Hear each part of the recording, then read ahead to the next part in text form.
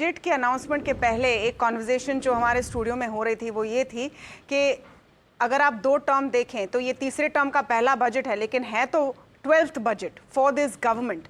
इस वक्त अगर बोल्ड रिफॉर्म या बोल्ड मूव नहीं किया तो कब करेंगे? In that context, would you call this a bold budget? Would you call this a budget which prepares India for all of the geopolitical problems that might come? We are in the middle of a tariff war. We don't know what's happening next.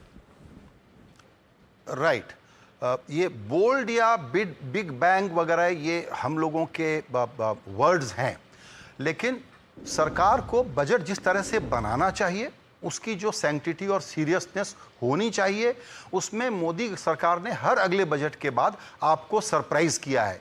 ये budget उस intellectual robustness को बताता है जिसकी ज़रूरत होती है एक सीरियस और रिस्पॉन्सिबल गवर्नेंस के लिए। इसमें तो आपको इनको पूरे नंबर देना चाहिए। अब आते हैं दूसरी बात जो आपने कहा कि जो ग्लोबल सिचुएशन है, जाहिर है कि ट्रंप लेड अमेरिका में इतनी ज़्यादा अनप्रेडिक्टेबिलिटी रहने वाली है, जिस पर अभी तक मैं देख रहा हूँ कम चर्चा हुई है। आप गौर करिएगा कि भारत में कस्टम ड्यूटी कम करने के आज वित्त मंत्री ने बहुत सारे अनाउंसमेंट किए हैं।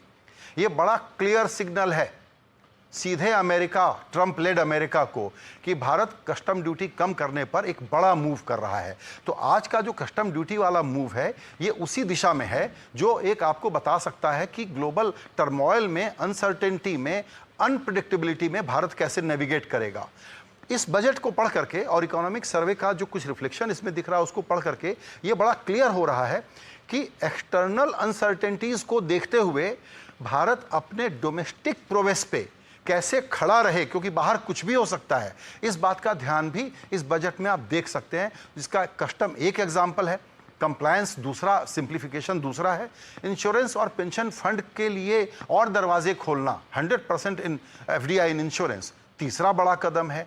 एमएनसीज यहाँ इन्वेस्ट करने में कंप्लायंस के चक्कर में बहुत डरती थी, स्पेसिफिक कमिटी और कमीशन बना दिया गया है। 50% कंप्लायंसेस कम होने वाले हैं, भारत के लोगों को भी उसका फ़ायदा मिलेगा, बाहर वालों को भी अब जो शिकायत थी वो दूर हो जाएगी। और एक आखिरी इंपॉर्टेंट पॉइंट, केवाईसी के चेंजेस दूसरा इंपॉर्टेंट है। तो जो मैन्युफैक्चरिंग को बूस्ट देने के लिए सरकार की नजिंग इंटरेस्ट रेट को अब वॉच करना चाहिए, और उसके अलावा फॉरेन मनी को लाने के लिए माहौल बनाना, इन सारे एस्पेक्ट्स पे काफ़ी काम हुआ है। और yes, to answer your question in a short way, ये है कि अनसर्टेनिटी को देखते हुए भारत कैसे नेविगेट करे, वो माइंडफुलनेस इस बजट में हमको तो दिखती है।